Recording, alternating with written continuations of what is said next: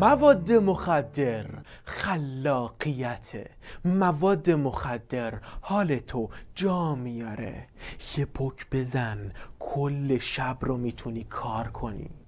اینا جملاتی هستند که قدرت فریب دادن بالایی داره و بسیاری از معتادها با این جمله قانع شدن که اولین پک رو بزن. اما واقعاً کسی که بخواد تو کارش پیشرفت کنه یا خلاقیت داشته باشه باید مواد مصرف کنه یا حداقل دودی باشه. اولا که مطمئناً این نظریه علمی نیست، به جز برای کسایی که از روی سادگیشون این کار رو میکنن یا کلن فکر نمیکنن یا حماقت تو رگهاشون جریان داره. اما جملاتی مثل یه پک بزن تا صبح بدون خستگی کار کن واقعا فریبنده است و جالبه که بدونید پروردگار جهانیان میفرمایند شیاطین الانس والجن یوحی بعضهم الی بعض زخرف القول غرورا. یعنی واضح میگه شیطون ها هم نوع انسانش هم نوع جن. در گوشی یواشکی حرفهای فریبنده و خوشگل ولی بی اساس و همینجوری برای اغفال مردم به هم میگن. اما اعتیاد مثل چکیه که حتما برمیگرده. همه هم میدونن 100% این چک برگشت میخوره ها.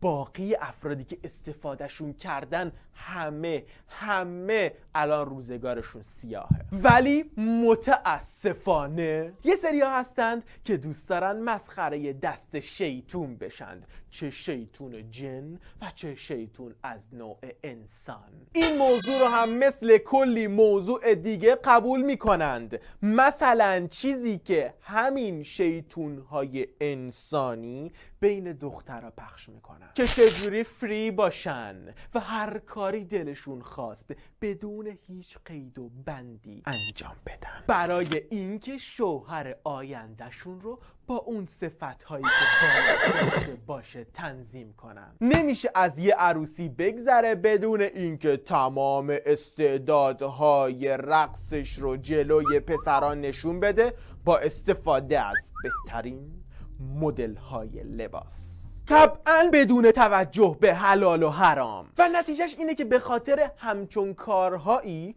کسی نمیاد بگیرتش به جز جماعت‌هایی که یا خودشونو میکشن یا همش تو عالم پروتن یا تمام مدت مواد مخدر مصرف میکنند یا خیلی شانس بیاری دائم الخمرن، یعنی بدترین نوع پسرای ممکن. برمیگردیم به کسایی که حرفای خوشگل از نوع دودی فریبشون میده و میرن سراغه.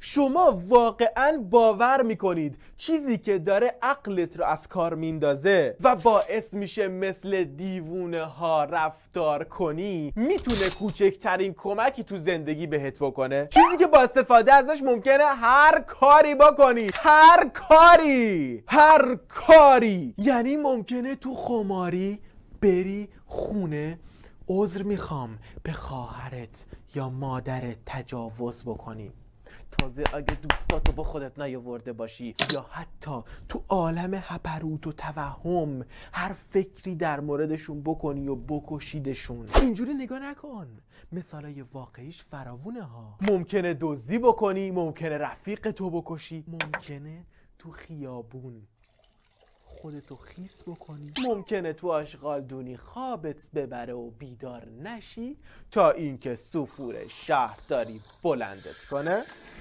آقا جمعش کن. این در صورتیه که پلیس نیاد و دستگیرت نکنه و زندگیت با زندان و رسوایی و بردن آبروی خانوادت تموم نشه. و اگر هم ازدواج کرده باشی آینده بچه هات رو خراب کردی. چون آخه کی قبول میکنه دخترش رو بده به یه نفر که پدرش به خاطر مواد مخدر تو زندان بوده؟ کی قبول میکنه که برای پسرش بره خواستگاری کسی که باباش به خاطر مواد تو زندان بوده؟ این همه مصیبتی که پشت مواد مخدر خوابیده، فکر کن هنوز هم عقلت رو میدی دست کسی که میگه مواد مخدر خلاقیت میاره؟ شاید این ساده ترین نوع 2 تا 4 تایی باشه که هر کسی که یه جو مغز داشته باشه میتونه انجامش بده.